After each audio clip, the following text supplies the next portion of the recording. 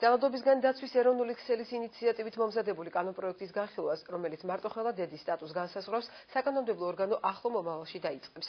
სხვა რეგულაციებთან ერთად დოკუმენტი ამ კატეგორიის ოჯახებისთვის სოციალური პაკეტის შემუშავებას გულისხმობს. ნათია ლომაძე თემის დეტალებით. ნონა ჩხიკვაძე მარტოხელა დედაა. ის ორ მცირეწლოვან შვილთან ერთად რეაბილიტაციის ცენტრ თანაში მეორე წელია ცხოვრობს. ამბობს, რომ სხვა თავშესაფარი არა აქვს ისევე როგორც სამსახურებს. ბავშვი უმრჭმელი მყავდა მით უმეტეს პამპეს გარეშე და ასე ვიყავი რა. ქირაში ვერანაირ ფულს ვერ ვიხტიდი და არანაირ შეძლება არ მქონდა მე საერთოდ.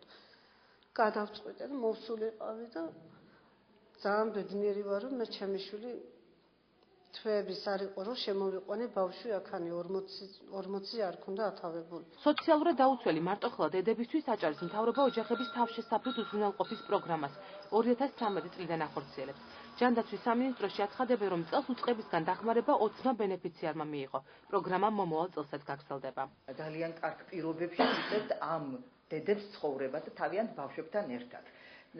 მათი დაფინანსება ხდება აჭარის ჯანდაცვის სამინისტროს პროგრამით იმ დედებს, რომლებსაც აქვს მარტოხელა დედის სტატუსი, ჩვენ ვაფინანსებთ ყველა იმ პრობლემას, ეს იქნება ამბულატორიის თუ სტაციონარული მომსახურება. პროგრამა მოიცავს ბენეფიციართა უზრუნველყოფას საყოფაცხოვრებო პირობებით, კვებით, სანიტარული, ჰიგიენური პირობების ყველანაირი შექმნით, მათ ფსიქოლოგიურ დახმარებას, ასევე ჩვენ ვმუშაობთ მათ კვალიფიკაციის ამაღლებაზე, შემდგომ დასაქმებაზე და ასევე იურიდიულ დახმარებაზე. პარლამენტი მარტოხელა მშობლის სტატუსის განსაზღვრას გეგმავს.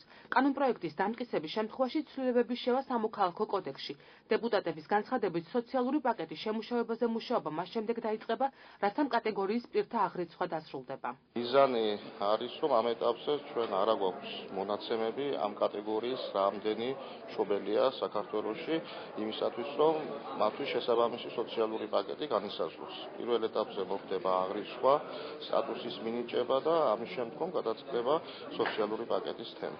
რამდენი მოქალაქე მიიღებს მარტოხელა მშობლის სტატუსსა და შესაბამის სოციალურ შეღავათებს ამ ეტაპზე უცნობია. ბოლო მონაცემებით საქართველოში 30,000-ზე მეტი მარტოხელა დედა ცხოვრობს.